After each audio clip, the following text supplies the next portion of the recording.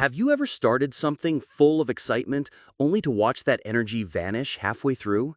Maybe it was a side hustle, a new hobby, a workout routine, or even cleaning your room. You imagined the end result, felt the rush of getting started, and then, somewhere along the way, life happened. The project sat there, untouched. The motivation was gone. If this sounds familiar, you're not alone. And that's exactly the problem Jan Yager tackles in her book, How to Finish Everything You Start. This book is about more than willpower. It's about understanding why we leave things incomplete, learning strategies to push through, and even knowing when to let go. Jan starts by showing us the reality. Our lives are full of unfinished business. A new idea pops into our head and we chase it, leaving another behind. Distractions are everywhere. Social media notifications, constant messages, endless responsibilities. But the biggest killers of progress aren't just external. They live inside us.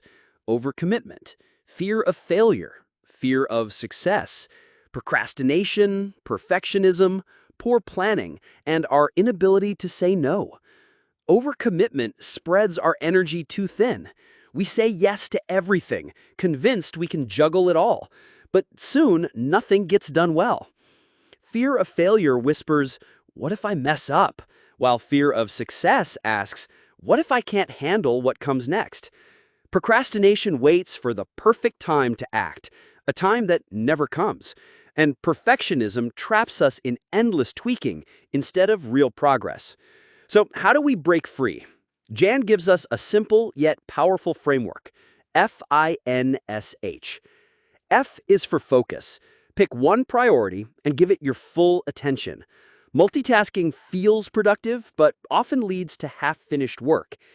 I is for ignore distractions. Turn off notifications, close unnecessary tabs, and create an environment where your attention can't be stolen. N is for now is the time.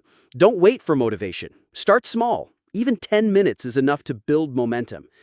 I is for initiate and innovate. Keep things fresh. Change your approach. Try a new location or add a fun challenge to keep the spark alive. S is for stay the course. Challenges will come. Boredom will happen. Push through consistently. Persistence beats bursts of inspiration. H is for hail finishing. Celebrate milestones, no matter how small. Every win strengthens the habit of completion. Alongside the finish method, Jan stresses the importance of setting SMART goals: specific, measurable, assignable, realistic, and time-bound. I want to write a book is vague. I will write 500 words a day for 3 months is clear and trackable. She also recommends breaking big goals into smaller steps so you can feel progress along the way. Deadlines are key, even self-imposed ones. Without them, it's too easy to drift. And just as important, learn to say no. Every yes to something unimportant is a no to something that matters. But here's what makes this book stand out. Jan says it's okay to quit, sometimes. She calls it thoughtful abandonment. If something no longer serves your goals, if the effort outweighs the reward, letting it go isn't failure. It's making space for what truly matters. She also shares a psychological trick called the Hemingway effect.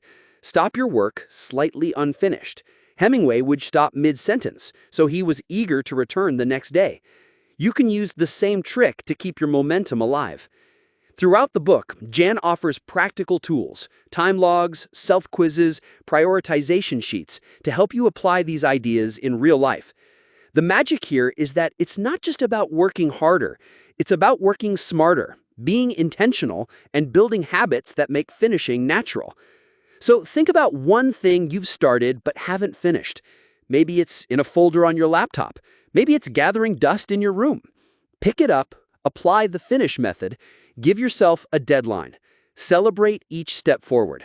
Starting is easy, but finishing, that's what changes everything.